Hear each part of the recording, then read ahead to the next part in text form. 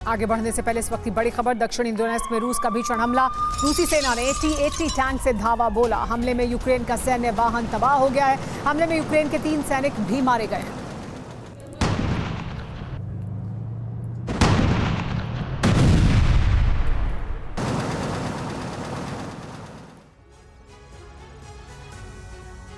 Ukraine ने इतना जबरदस्त हमला रूस पर किया है। दुनिया भर के रक्षा विशेषज्ञ इसे युद्ध में यूक्रेन की तरफ से अभी तक का सबसे बड़ा हमला बता रहे हैं।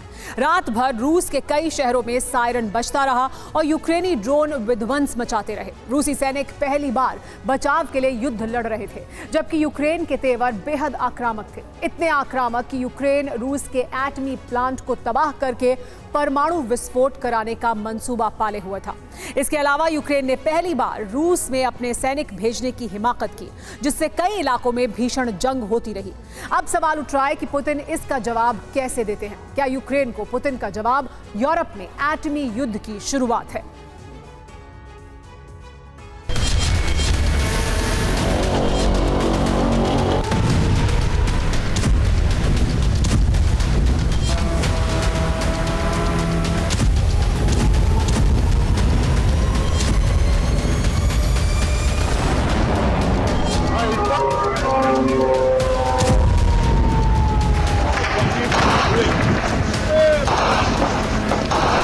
ये यूक्रेन नहीं बल्कि रूस है, लेकिन तबाही और खौफ का मंजर ठीक यूक्रेन की तरह है।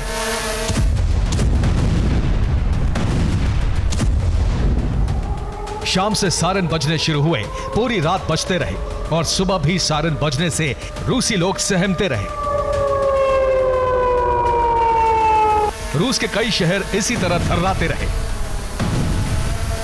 आसमान में तबाही के यमदूत बनकर पहुंचे यूक्रेनी ड्रोन बारी बारी से रूस पर हमला करते रहे। रूस पर यह हमला अभी तक का सबसे बड़ा हमला कहा जा रहा है। 1 दर्जन से ज्यादा शहरों को यूक्रेन ने निशाना बनाया। यूक्रेन ने टारगेटेड अटैक किए, जिसमें उसके निशाने पर न्यूक्लियर प्लांट और रूस के ऑयल डिपो थे। यानी यूक्रेन ने पुख्ता रणनीति के तहत हमले किए, जिससे रूस को बहुत बड़ा नुकसान पहुंचे। शहरों पर हमले किए, रिहायशी इलाकों पर ड्रोन से बम गिरे,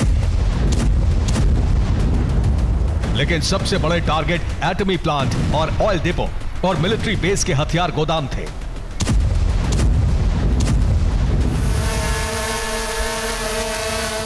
यानी यूक्रेन की कोशिश थी कि अगर एटमी प्लांट पर ड्रोन अटैक करने में कामयाब हो जाते तो रूस में एटमी विस्फोट हो जाता, जिससे भारी तबाही मचने से कोई नहीं रोक सकता था। यूक्रेन का मंसूबा यह भी था कि चेरनोबिल जैसी तबाही रूस में होती, क्योंकि न्यूक्लियर रिएक्टर पर हमला होने से रेडियो एक्टिव रिसाव हो जाता और फिर उससे निकले रेडिएशन से कई किलोमीटर का दायरा घिर जाता, जिसमें पड़ने वाले लोगों की जिंदगी पर संकट पैदा हो जाता।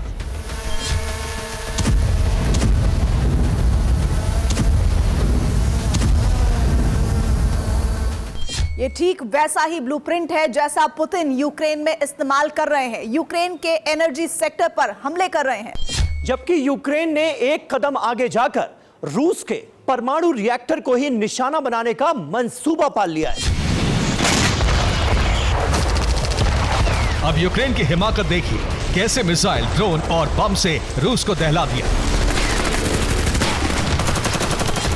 यह रूस का शहर बेलगोरोद है। यहां बीती रात से सायरन बजने लगे। इसी बीच ड्रोन हमले के लिए पहुंच गए। कई ड्रोन मार गिराए गए, जबकि कई हमला करने में कामयाब हो गए।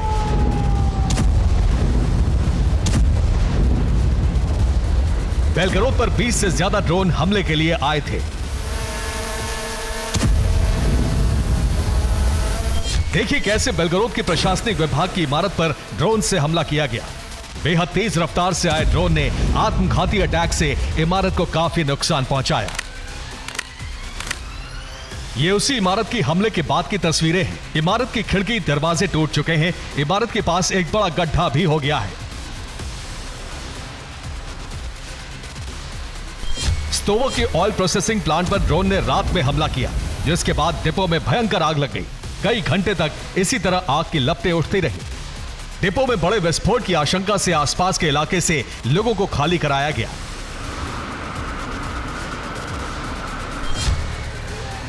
क्रीडी री से आई तस्वीरें बता रही हैं कि कितना विध्वंसक हमला हुआ है, जिस बिल्डिंग पर ड्रोन गिरा वो एक रिहायशी इमारत थी।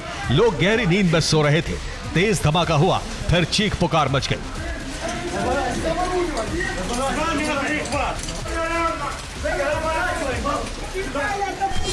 रायसाना में दिन के उजाले में ड्रोन पहुंचा और तेज धमाके के साथ पावर प्लांट को उड़ा डाला।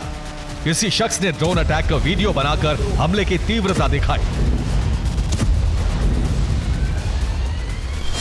इसके अलावा कुर्स्क में यूक्रेनी सैनिक घुसने की कोशिश करने लगे तो रूसी सैनिकों से मुकाबला हुआ। इस दौरान दोनों तरफ से गोलियां दागी गई।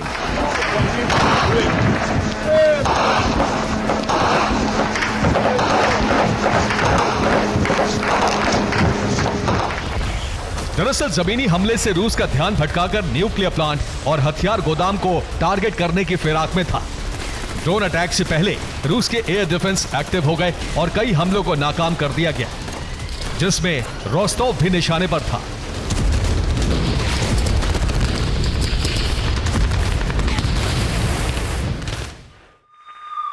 रोस्टोव में रूस का सबसे बड़ा परमाणु संयंत्र है। वहां हमले का अंदेशा होते ही सायरन बजने लगे थे।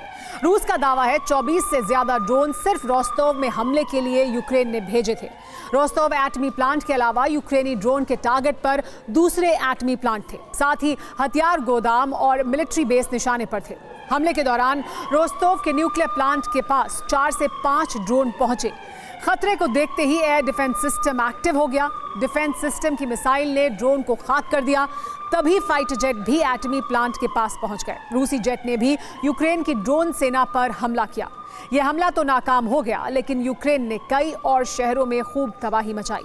वो शहर है मॉस्को, लेनिनग्राद, इसके अलावा रूसी बॉर्डर पर पड़ने वाले बेलगोरोद और कुर्स्क, साथ ही ब्रियांस्क, तुला, ओरियोल और नोवगोरोद में भी हमले किए गए।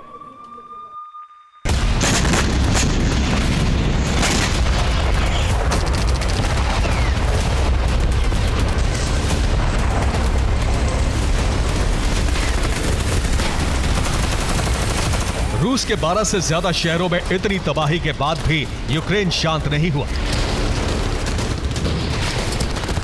बल्कि इस बार यूक्रेन का इरादा कुछ और था।